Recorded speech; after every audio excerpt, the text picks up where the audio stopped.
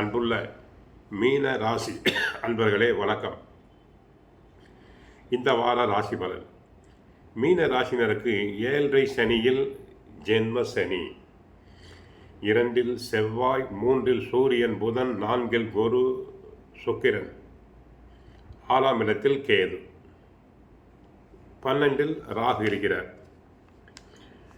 3 சூரியன், 4 சுக்கிரன், 6 கேது தங்களுக்கு சாதகமான அமைப்பு. எதையும் சமாளிக்கக்கூடிய பலம் தங்களுக்கு வந்துவிடும். குடும்பத்தில் இருந்த பிரச்சனைகள் சற்று குறையும். புதிய முயற்சிகளில் அனுகூலமான பலன்கள் கிடைக்கும். மறைமுக எதிர்ப்புகள் அனைத்தும் குறையும். பெண்கள் மூலமாக ஒரு சில ஆதாயத்தை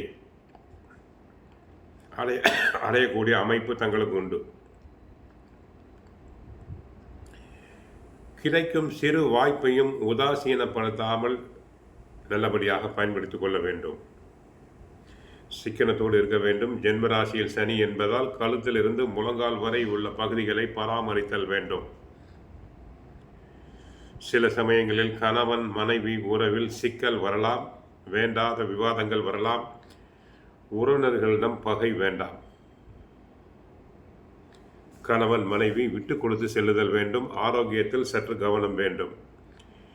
வேலைக்கு செல்பவர்களுக்கு வேலை பளு அதிகமாக இருக்கும். பிறர் செய்யும் வேலையும் தாங்கள் சேர்த்து செய்ய வேண்டியிருக்கும். உயர் அதிகாரிகளின் கண்டிப்புக்கு தாங்கள் ஆளாவீர்கள். தன குடும்பஸ்தானத்தில் செவ்வாய் ஆட்சி பெற்றிருக்கிறார். அவர் பாக்கிய அதிபதியும் கூட. 6இல் உள்ள கேது உங்களுடைய தடைகளை விலக்கி சிறப்பான வாழ்க்கையை காட்டுவார். நிதானத்தோடு எந்த வேலையும் செய்தால் வெற்றி உண்டு. விஐபிகளின் ஆதரவு தங்களுக்கு கிடைக்கும். கொடுத்த கடன்கள் வசூலாகும்.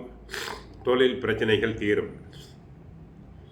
7.5 சனி நடந்து கொண்டிருக்கிறது. விரயஸ்தானத்தில் ராகு இருப்பதால் அவசரப்பட்டு காரியங்களை செய்துவிட்டு அதன் பின்பு வருத்தப்படுவீர்கள். தங்களுக்கு தேவை நிதானம், அமைதி. 2 செவ்வாய் ஆட்சி பெற்றிருப்பதால் திடீர் கோபம், பதட்டம் வரும். ஜென்மராசியில் சனி, அடிக்கடி மனக்குழப்பம் அடைவேர். கற்பனையான கவலைகள் மனதை சூழ்ந்து கொள்ளும். இரவில் படுத்தால் தூக்கம் வராது. சாப்பிட மனசு வராது. 2 செவ்வாய் முன் கோபம் அதிகரிக்கும். தங்களை அறியாமலேயே உடலில் உஷ்ணம், சூடு பரவும். செய்யக்கூடாத வேலையையோ பேசக்கூடாத பேச்சையோ செய்ய வைத்து சிக்கலில் மாட்டிவிடும். Loose tax. சம்பந்தம் இல்லாமல் பேசி வம்பு வழக்குகளில் மாட்டிக்கொள்வீர்கள். பேச்சினை யோசித்து பேசுதல் வேண்டும். இந்த நேரத்தில் மீன ராசினருக்கு கணவர் சொன்ன பேச்சு கேட்க மாட்டார். இறக்கு மடக்காக செயல்படுவார். பிள்ளைகளும் தங்களின் பேச்சை கேட்க மாட்டார்கள். மருமகனும் அப்படித்தான் இருப்பார்கள். விட்டு கொடுத்து பிடிக்க வேண்டும். அனைவருக்கும் அறிவுரை கோருங்கள். தினமும் சுந்தரகாண்டம் பகவத்கீதை பாராயணம் செய்யுங்கள். நன்மைகள் நடைபெறும்.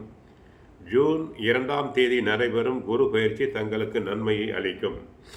அதுவரை பொறுமையாக இருங்கள். வாழ்க வளமுடன். மங்களம் உண்டாகட்டும். ஹரே கிருஷ்ணா, ஹரே கிருஷ்ணா.